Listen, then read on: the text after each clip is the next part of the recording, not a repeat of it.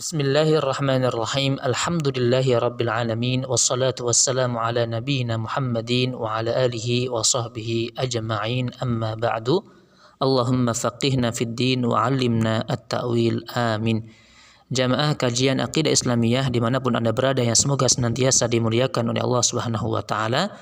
Melanjutkan pembacaan dari kitab At-Tauhid Al-Muyassar yang ditulis oleh Syekh Abdullah bin Ahmad Al-Huwail hafizahullah ta'ala.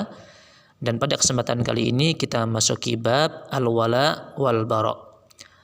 Apa itu Al-Wala wal-Bara? Kata beliau, definisi wala dan bara. Wala secara bahasa dari kata wilayah yang artinya mahabbah, yakni rasa cinta. Adapun bara secara bahasa adalah masdar dari kata bara yang artinya memutuskan. Sedangkan definisi wala dan bara secara istilah atau syariat agama Islam, wala artinya mencintai kaum muslimin, menolong mereka, memuliakan, menghormati, dan mendekat kepada mereka. Sedangkan bara, ya, tadi wala, sekarang bara, artinya adalah membenci kaum kafir, menjauhi mereka, dan tidak membela mereka. Poin berikutnya kaitannya dengan urgensi wala dan bara. Yang pertama, al-wala wal bara min usulil aqidatil Islam. Al-wala wal bara ini termasuk dasar-dasar akidah Islam. Termasuk dasar-dasar akidah Islam. Kemudian yang kedua, al-wala wal bara min awthaqi arul iman. Sebagai ikatan iman yang paling kuat. Sebagai ikatan iman yang paling kuat. Kemudian yang ketiga, annahu min millati Ibrahim alaihi salam wa millati Muhammad sallallahu alaihi wasallam. Al-wala wal bara ini termasuk ajaran Nabi Ibrahim alaihi salam dan ajaran Nabi Muhammad sallallahu alaihi wasallam. Ya, pernah kita sampaikan dulu bagaimana perkataan Nabi Ibrahim kepada bapak dan kaumnya. Innani bara'um mimma ta'budun, sesungguhnya aku bara, berlepas diri dari apa yang kalian sembah. Poin berikutnya adalah pembagian wala. Kata beliau, wala terbagi menjadi dua. Yang pertama disebut dengan tawalli, yang kedua disebut dengan muwalah. Apa itu tawalli? Tawalli artinya menyukai syirik, menyukai pelaku syirik, menyukai kekafiran dan pelakunya. Demikian juga membela orang-orang kafir untuk melawan kaum mukminin. Hukum tawalli ini merupakan kufur akbar dan membuat seseorang murtad dari Islam. Dalilnya apa? Dalilnya firman Allah Subhanahu wa taala dalam Quran surat Al-Maidah ayat ke-51. Wa may yatawallahum minkum fa innahu minhum. Dan barang siapa di antara kamu yang bertawalli kepada mereka, maka sesungguhnya orang itu termasuk golongan mereka. Wa may yatawallahum, barang siapa yang bertawalli di antara kamu kepada mereka, kepada orang-orang kafir, orang-orang musyrik, fa innahu minhum, maka sesungguhnya orang tersebut termasuk golongan mereka. Maka ini larangan keras.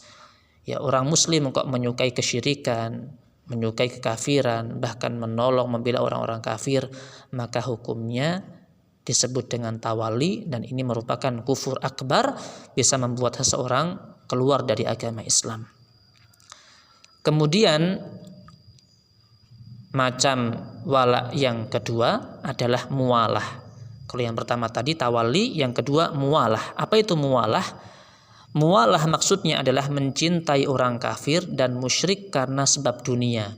Kalau tadi yang tawalli sebab agama, keyakinan. Kalau sekarang yang muwalah kaitannya dengan dunia.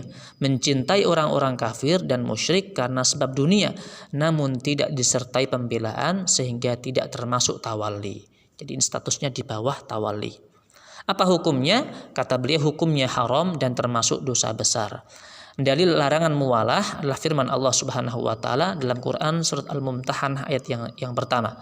Ya ayyuhalladzina amanu la tattakhidhu aduwwi wa aduwwakum awliya tulquna ilaihim bil mawaddah. Wahai orang-orang yang beriman, janganlah kamu mengambil musuh-musuhku dan musuhmu menjadi aulia. Ya, ini dasar katanya sama antara tawalli, muwalah, aulia. Ini dasar katanya sama. Aulia sebagai apa? Teman-teman setia, sebagai wali-wali yang kamu sampaikan kepada mereka ya karena rasa kasih sayang. Ini kaitannya dengan dalil muwalah. Sehingga tawalli dan muwalah ini dilarang oleh agama Islam kita. Kalau kita berwala, ya berkasih sayang, bercinta kasih, menolong, ya kaitannya dengan agama, dengan keimanan, ini hendaknya dengan orang-orang muslim. Kita dilarang untuk al-wala, baik tawalli maupun muwalah dengan orang-orang kafir. Berikutnya fenomena berwala kepada orang-orang kafir. Ini beliau akan berikan contoh-contoh wala kepada orang-orang kafir. Di antara fenomena berwala kepada orang-orang kafir adalah yang pertama menyerupai mereka dalam hal pakaian dan berbicara. Tasyabbuh, menyerupai mereka dalam hal berpakaian dan berbicara, ini dilarang. Kemudian yang kedua, bersafar ke negeri mereka dengan tujuan tamasya, jalan-jalan, healing-healing, bersenang-senang. Tidak ada tujuan yang syar'i, maka dilarang.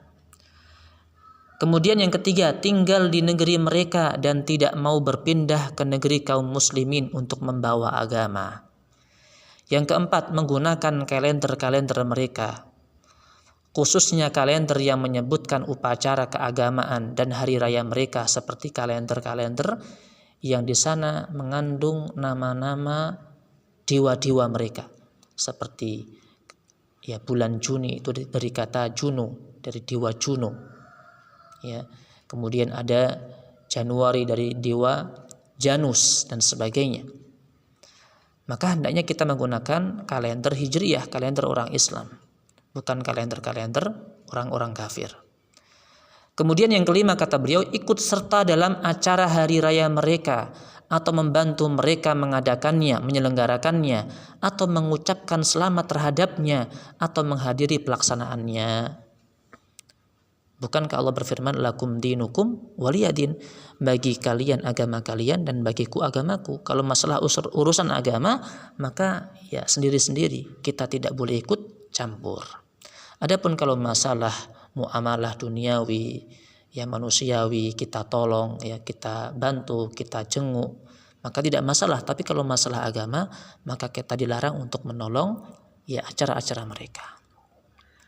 Atau yang keenam, termasuk berwala kepada orang-orang kafir adalah memberi nama anak keturunan dengan nama-nama mereka. Berikutnya, yang terakhir, pembagian manusia dalam hal disikapi dengan wala dan bara.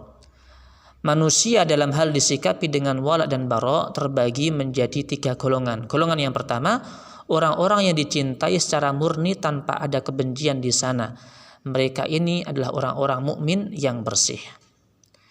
Kemudian golongan yang kedua, orang-orang yang dibenci dan dimusuhi dengan kebencian yang murni tanpa ada rasa cinta dan bersikap wala. Mereka ini adalah orang-orang kafir yang jelas kekafirannya. Golongan yang ketiga, orang-orang yang dicintai dari satu sisi dan dibenci dari sisi yang lain. Siapa mereka?